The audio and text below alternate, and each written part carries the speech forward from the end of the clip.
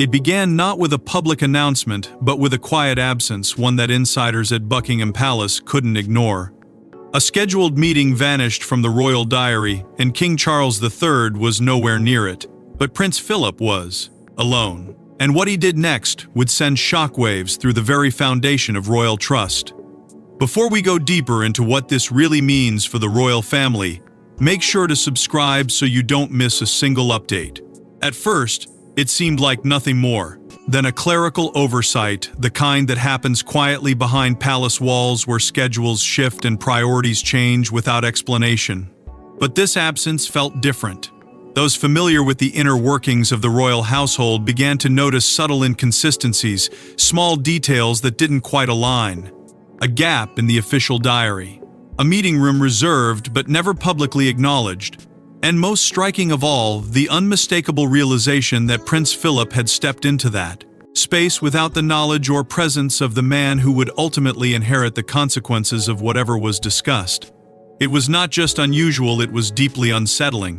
Whispers began to circulate among staff, cautious at first, then growing in urgency as fragments of information surfaced.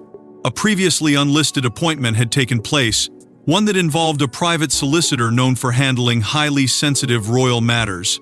The implications were immediate and impossible to ignore. Meetings of this nature were never casual, never routine. They were deliberate, calculated, and often tied to decisions that carried long-term consequences. And yet this one had unfolded in silence, leaving those within the palace scrambling to understand how something so significant could occur without wider awareness. What made the situation even more troubling was the reaction within the palace itself. Staff members, typically composed and methodical, appeared caught off guard. Internal records, it was quietly suggested, had been adjusted after the fact, subtle edits made to obscure the true nature of the appointment. It wasn't an erasure, not entirely, but enough to raise questions about intent. Why conceal something unless there was something to hide? And why now, at a time when stability within the monarchy was more important than ever? For Charles, the discovery did not come through official channels. There was no formal briefing, no carefully prepared explanation. Instead, it reached him indirectly through layers of conversation and cautious disclosure, as though even those delivering the information were unsure of how it would be received. That alone spoke volumes. In a system built on hierarchy and protocol, being the last to know was not just an oversight, it was a signal. A quiet but unmistakable indication that something had unfolded beyond his immediate control. The emotional weight of that realization began to settle in almost immediately. This was not merely about a meeting or a missing entry in a diary. It was about trust, about authority, about the invisible lines that defined power within the royal family. If Prince Philip had chosen to act independently, to engage in a legal discussion without informing Charles, then Charles would have been aware of the potential legal implications of his actions. Then it suggested a level of intention that could not be dismissed. It hinted at decisions being made quietly, deliberately, and perhaps with a purpose that extended far beyond the moment itself. And as the questions began to multiply, one in particular refused to fade. What documents had been discussed in that room? What decisions had been explored, drafted, or even finalized without the knowledge of the future king? Because in the world of monarchy, where every signature carries weight and every agreement can shape generations, even a single undisclosed meeting has the power to alter everything that comes after it. But what unsettled Charles wasn't just the secrecy, it was what that meeting might have set into. Motion behind closed doors. For years, the monarchy has thrived on carefully controlled narratives, but this was different. Because according to those familiar with internal movements, this wasn't just a legal consultation. It was deliberate, strategic, and most importantly, hidden from the very man who stood to inherit everything. What began as a quiet irregularity now started to take on a far more defined and unsettling shape. The whispers that had once been cautious and fragmented began to carry a sharper edge, as though those closest to the inner workings of the institution were slowly piecing together something they had not expected to find. Details of the solicitor visit did not emerge all at once. They surfaced gradually through offhand remarks, subtle confirmations, and the kind of indirect disclosures that often reveal more than official statements ever could. And with each new fragment, the sense of unease only deepened. Those familiar with the rhythms of royal administration understood one thing above all else: timing is never accidental. And this meeting, it seemed, had occurred at a moment that raised immediate and pressing questions. There had already been quiet discussions long before this revelation about the future structure of royal estates, about how assets would be managed, preserved, and ultimately passed on. These were not new concerns, but they had always been handled through established channels with careful oversight and clear communication. Yet this meeting appeared to exist outside of that framework, disconnected from the processes that were meant to ensure continuity and transparency. What made the situation even more complex was the complete absence of any official record within the materials prepared for Charles.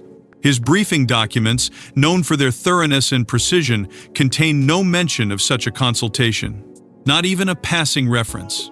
For those who understood how meticulously these documents were assembled, that absence spoke volumes. It suggested that this was not merely an oversight, but something that had been intentionally kept beyond his immediate awareness.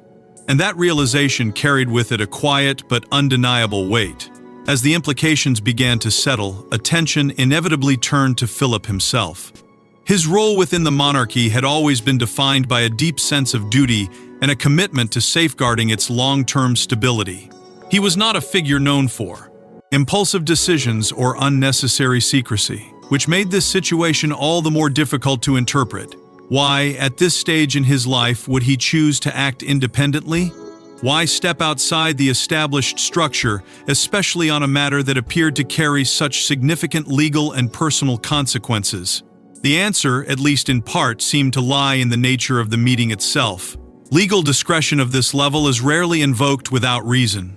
Solicitors who operate within this sphere are accustomed to handling matters of the highest sensitivity: documents that shape legacies, agreements that define future authority, protections that ensure continuity in times of uncertainty. The involvement of such a figure suggested that whatever was discussed that day was not routine. It was deliberate, it was considered, and it was almost certainly tied to decisions that would extend far beyond the immediate moment. Speculation, as it often does in these circumstances, began to move toward a single unifying theory: that this meeting, hidden and unrecorded, may have been connected to inheritance protections. Not in a simple or straightforward sense, but in a way that reflected a deeper concern about the future, about how assets would be controlled, who would ultimately hold influence, and how the balance of power within the monarchy might shift over time. It was not a conclusion, not yet, but it was enough to raise questions that could not easily be dismissed. And as each piece of information found its place within the broader picture, the sense of unease gave way to something far more focused. Because this was no longer just about a hidden meeting or a missing entry in a diary. It was about intention, about decisions made quietly, deliberately, and perhaps with a level of foresight that had yet to fully reveal itself. And as the pieces began to align, a more troubling question emerged: what exactly had Philip chosen to handle alone?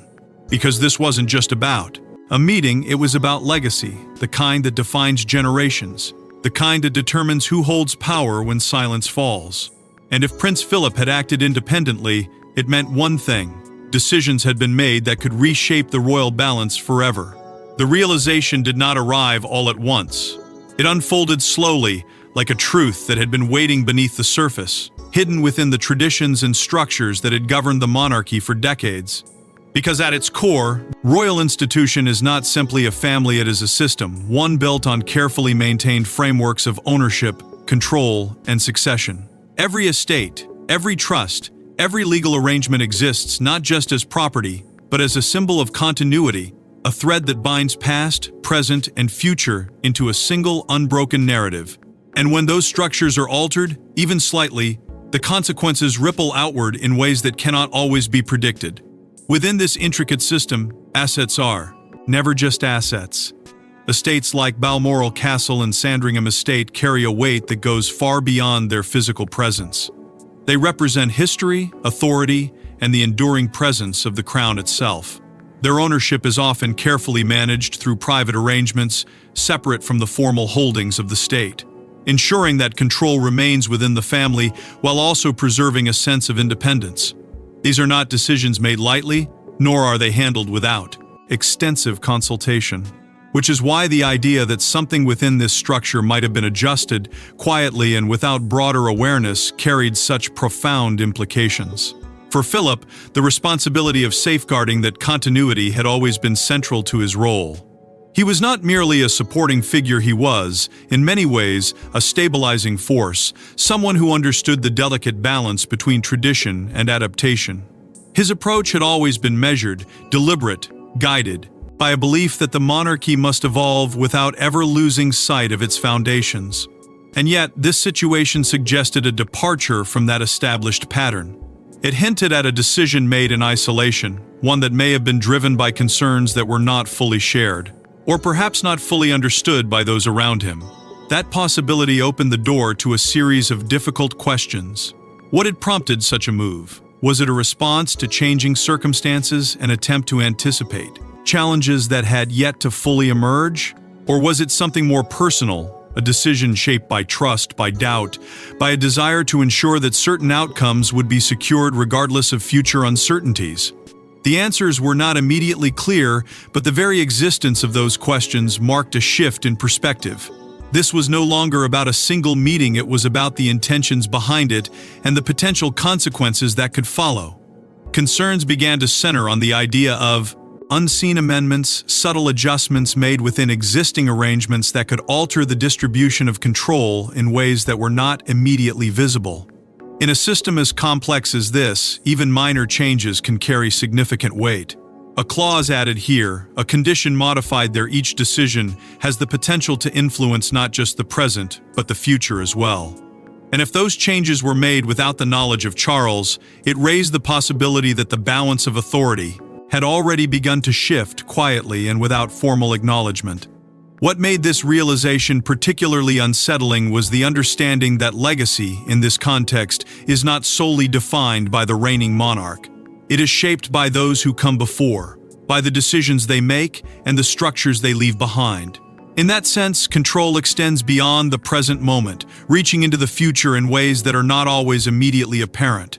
If Philip had acted with that perspective in mind, it suggested a level of foresight that could not be easily dismissed, but it also introduced a layer of complexity that Charles would now have to navigate.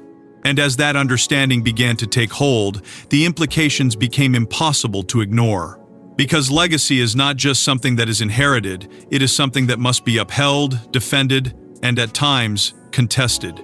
And if the foundations of that legacy had been altered, even in the smallest way, it meant that the path forward was no longer as certain as it once seemed. But legacy isn't just written in documents, it's enforced through authority, and Charles was beginning to realize his may have been bypassed. By the time the truth reached him, the damage had already been done. There were no warnings, no discussions, just a quiet realization that something deeply personal and profoundly significant had unfolded without him. For King Charles III, the weight of that realization did not arrive as a sudden shock, but as a slow, tightening pressure that grew heavier with each passing moment. At first, there was disbelief, a natural resistance to the idea that something of such importance could have occurred beyond his awareness. But disbelief quickly gave way to something far more difficult to manage. Because the more he learned, the more it became clear that this was not a misunderstanding or a minor oversight. It was a deliberate action, one that had been carried out quietly, precisely, and without his involvement. Reports suggest that his initial reaction was not outwardly explosive but inwardly consuming. Those familiar with his demeanor describe a shift subtle but unmistakable, a pause in his usual rhythm, a hesitation where certainty once existed. Because this was not just about the decision itself, but about what it represented. It spoke to a moment where trust had been tested, where the established order had been bypassed, and where he, despite his position, had been left on the outside of something that directly affected his future. His response, as expected, was measured. There were no public displays, no visible signs of turmoil. Instead, he turned inward, focusing on understanding what had happened and why. Efforts began almost immediately to trace the details of the Solicitor meeting, to reconstruct the sequence of events that had led to this point. Conversations were revisited, timelines examined, and every available piece of information was carefully considered. But the process was far from straightforward. The very nature of the meeting is its discretion. Its absence from official records made it difficult to fully grasp its scope. Within his inner circle, the atmosphere grew increasingly tense. There was no clear consensus on how much had been known beforehand. Some suggested that fragments of information had circulated, subtle indications that something was being arranged behind the scenes. Others maintained that the details had been tightly contained, shared, only with those deemed absolutely necessary. This uncertainty created a quiet divide, not one of open conflict, but of unease. Because if some had known, even partially, it raised uncomfortable questions about communication, about loyalty, and about the limits of transparency within the royal household. At the center of it all was the figure of Prince Philip, whose decision now carried a dual interpretation. On one hand, it could be seen as protective, a calculated move intended to secure the future, to ensure that certain outcomes would be preserved regardless of shifting circumstances. On the other, it felt undeniably exclusionary, a choice that had effectively removed Charles from a process that should have involved him. That tension between protection and exclusion became impossible to ignore. It lingered in every consideration, shaping how the situation was understood and how it would ultimately be addressed. As the implications continued to unfold, a deeper concern began to take hold, because this was not simply about what had already happened, but about what might follow. Decisions made in private, particularly those involving legal structures and long-term arrangements, often carry consequences that extend far beyond their immediate context. And without full visibility into what had been discussed or agreed upon, there was an unavoidable sense of uncertainty. A recognition that there could be elements still hidden, factors that had yet to come to light. Despite all of this, Charles maintained his public composure. Appearances were upheld, responsibilities fulfilled, and the outward image of stability remained intact. But beneath that surface, the strain was evident. The effort required to balance duty with personal turmoil was significant, and it spoke to the complexity of his position. He was not just a son grappling with a difficult realization, but a monarch confronting a situation that could influence the very structure of the institution he now led. And as he continued to search for clarity, to piece together the fragments of a decision made without him, one truth became increasingly difficult to dismiss. Because this was no longer confined to the past. It was not a closed chapter or a resolved matter. It was something ongoing, something that had already begun to shape the present and would inevitably influence the future. Yet even as Charles searched for answers, the deeper implication loomed. This wasn't just a past decision, it was a future complication. Because meetings like that don't happen without purpose. And solicitors don't deal in hypotheticals. Whatever was discussed that day had weight, legal, personal, and potentially irreversible. The deeper the palace looked, the more the situation began to take on a gravity that could no longer be contained within quiet conversations and internal reassurances. What had once seemed like an isolated decision now hinted at something far more structured, something carefully considered long before it ever came to light. Reports suggest that discussions surrounding revised wills, private trusts, or even confidential directives quickly became the center of concern. These were not abstract possibilities, they were the kinds of mechanisms that define control, influence, and ultimately, legacy. And if they had been altered, even slightly, it meant that the future had already begun to shift in ways that few fully understood. At the heart of the growing unease was the possibility that conditions had been placed on future inheritance, subtle but powerful stipulations that could dictate how assets would be distributed, who would have authority, and under what circumstances decisions could be challenged. In a system where continuity is paramount, such conditions are rarely introduced without reason. They are safeguards, yes, but they are also tools of control. And the idea that these might have been established without the full awareness of King Charles III raised questions that could not easily be answered. It suggested a layer of complexity beneath the surface, one that extended beyond the immediate moment and into a future that had yet to unfold. Palace advisors, known for their precision and composure, found themselves navigating unfamiliar territory.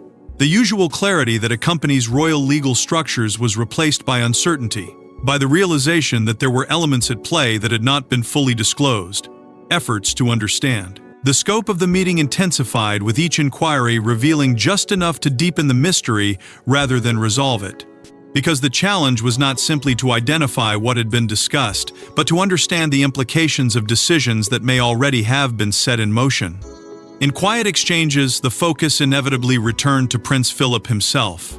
His actions, once seen as steady and predictable, now carried a different weight. There was a growing sense that he may have been anticipating something, an outcome, a conflict, a shift within the monarchy that required preparation.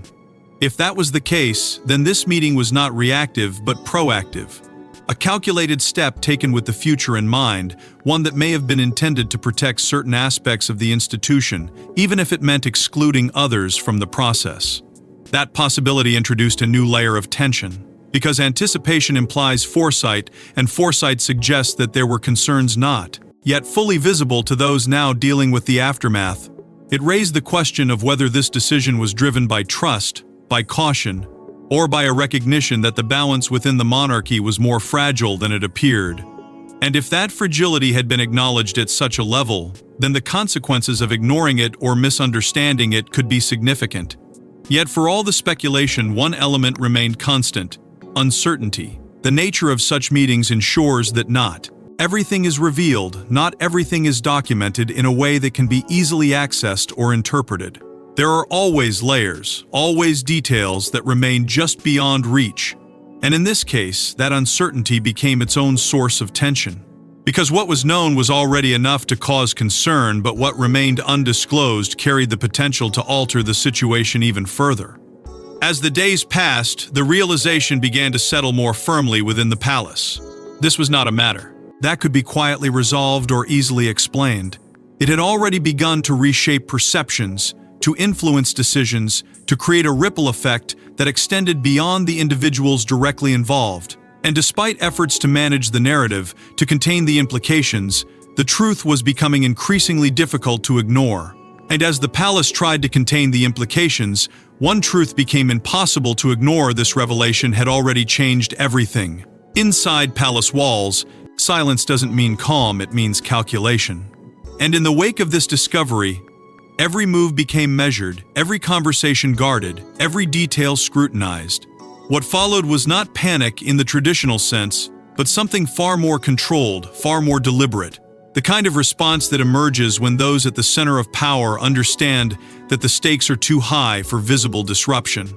Within the inner circles surrounding King Charles III, discussions intensified rapidly. They did so behind closed doors, away from the reach of speculation. Senior aides, legal advisors, and trusted confidants began to engage in a series of quiet, tightly managed exchanges, each one aimed at answering the same unspoken question: how far did this situation truly extend, and how much of it could still be contained? Reports suggest that these conversations were not unified. Different interpretations began to surface, shaped by varying levels of access to information and differing assessments of risk. Some viewed the matter as a contained legal irregularity, significant but manageable with the right approach. Others, however, saw something more complex unfolding, something that carried implications not just for internal structure, but for the public perception of stability itself. And in a monarchy where perception often carries as much weight as reality, that distinction became critically important. Efforts to prevent further leaks became an immediate priority. Communication channels were tightened, access to sensitive information restricted, and even routine interactions began to carry an added layer of caution. It was not an overt lockdown, but rather a subtle recalibration of how information moved within the system. Conversations that might once have been casual were now carefully measured, each word considered before it was spoken. Because in a situation like this, even the smallest fragment of information, if taken out of context, could amplify the uncertainty already beginning to take shape. At the same time, attention turned outward, toward the delicate task of managing how this situation might be perceived beyond palace walls. Public narratives, though not yet fully formed, were already being anticipated. Advisors began to weigh the legal realities against the reputational risks, understanding that any misstep could shift the balance in ways that would be difficult to recover from. It was a complex calculation how to maintain transparency without revealing too much, how to project stability while addressing an issue that was anything but stable beneath the surface. Within the royal household itself, subtle shifts began to emerge. Patterns of communication changed, not dramatically, but enough to be noticed by those attuned to the nuances of the institution. Certain discussions became more centralized, certain decisions more tightly controlled. It was as though the entire system was adjusting, responding to a pressure that had not been anticipated but could no longer be ignored. And in that adjustment, there was an unspoken acknowledgement that the situation was evolving, that it was not static, and that it required constant attention. At the center of it all remained the lingering influence of Prince Philip and the decisions he had set into motion. His absence did not diminish the impact of those decisions in many ways, it intensified them. Because without direct clarification, without the ability to fully understand his intent, those left behind were forced to interpret, to speculate, and to act based on incomplete information. And that uncertainty became a defining feature of the moment. As the internal response continued to unfold, a growing awareness began to take hold. This was not something that could remain hidden indefinitely. The very nature of the monarchy, with its visibility and its constant scrutiny, meant that even the most carefully managed situations eventually find their way into the broader conversation. And while the palace focused on control, on strategy, on maintaining a sense of order, there was an underlying recognition that time was not entirely on their side. Because beyond those walls, beyond the carefully constructed boundaries of internal management, there were already signs that something was shifting. Subtle at first, almost imperceptible, but present nonetheless. And as that awareness began to spread, the realization became impossible to ignore. But while the palace focused on control, the outside world was beginning to sense that something far deeper was unfolding. At first, it was just a whisper in media circles, then a question, then a headline. And suddenly, what had been carefully buried was beginning to rise piece by piece into public view.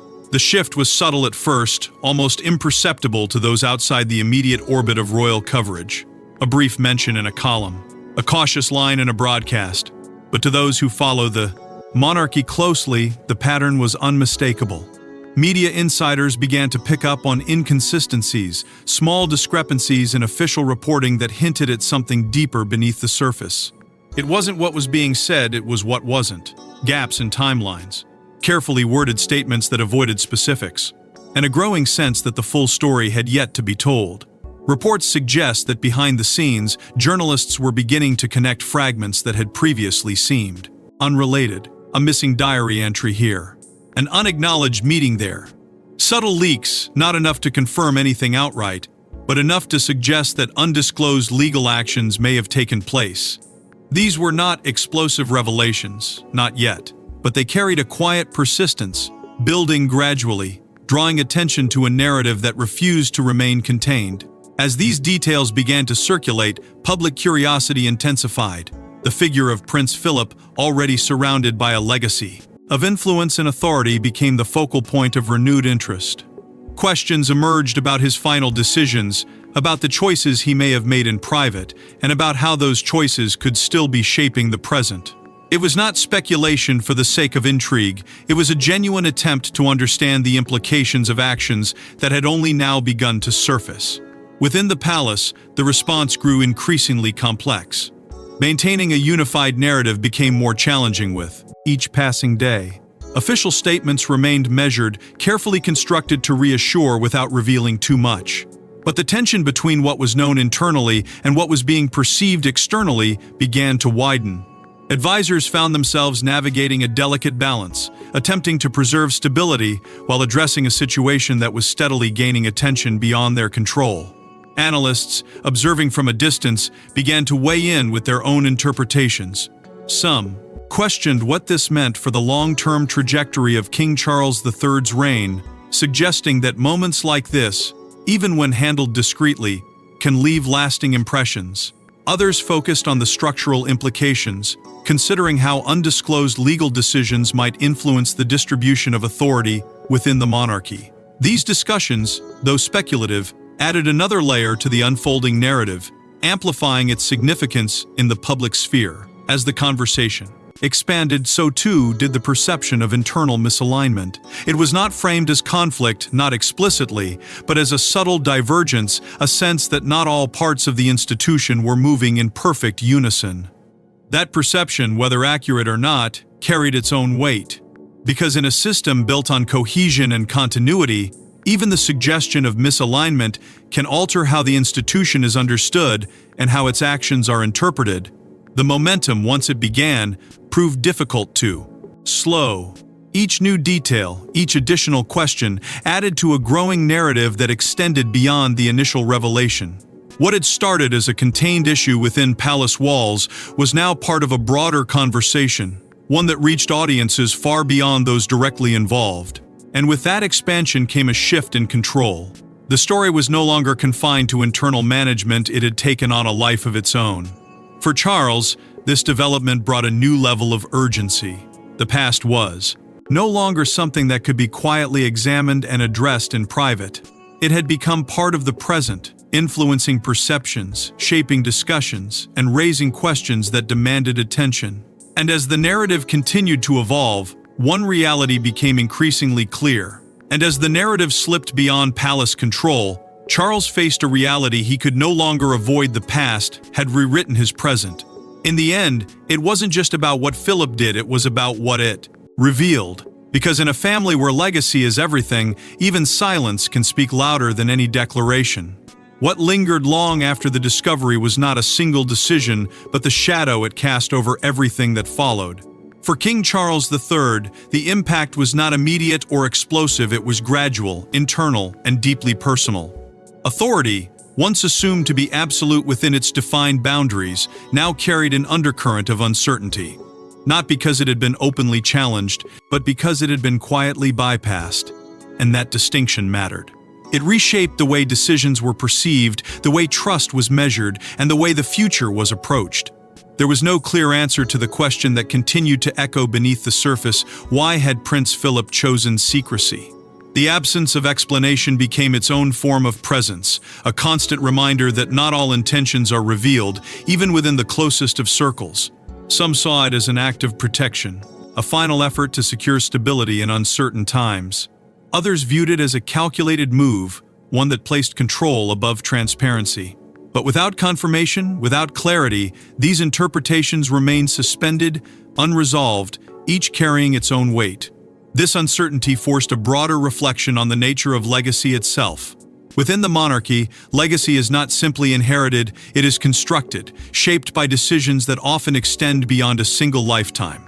It is built on trust, on continuity, on the belief that each generation will uphold the foundation laid by the one before it. And yet, this situation revealed how fragile that foundation can become when even one element shifts unexpectedly. It raised questions about how decisions are made, who is included in those decisions, and what happens when the process itself is altered. At the same time, it highlighted an ongoing tension that has always existed within the institution: the balance between tradition and control. Tradition demands consistency, a steady adherence to established practices that have defined the monarchy for centuries. Control, however, requires adaptability, the ability to respond to changing circumstances with precision and foresight. When those two forces align, the system functions seamlessly. But when they diverge, even slightly, the result can be a subtle but significant disruption, one that is not always immediately visible but is deeply felt. For Charles, that disruption carried an emotional weight that could not be easily set aside. It was not just about governance or structure, it was about understanding a decision made by someone who had played a defining role in his life. The realization that such a decision had been made without him introduced a complexity that went beyond duty. It touched on trust, on expectation, on the quiet assumptions that shape relationships over time. And while those emotions remained largely private, they influenced the way forward, shaping how each subsequent step would be taken. Even as the immediate situation began to settle, the sense of incompleteness remained. There was always the possibility that more could surface, that additional details might emerge, further complicating an already intricate narrative. Because in matters like this, what is known is often only part of the story. The rest exists in fragments, in documents not yet revealed, in decisions whose full implications have yet to unfold. That possibility ensured that the tension did not fully dissipate, it lingered, subtle but persistent. And so, the story did not conclude in the traditional sense. It continued, evolving quietly, influencing the present while leaving the future open to interpretation. Because within the House of Windsor, legacy is never static. It is constantly being redefined, shaped by actions both visible and unseen. And in this case, the most significant impact may not lie in what has already been discovered, but in what remains just beyond reach. Because in the House of Windsor, the most powerful truths are never the ones spoken aloud, they're the ones discovered too late. Thanks for watching. Please don't forget to like and subscribe, and we will see you in the next one.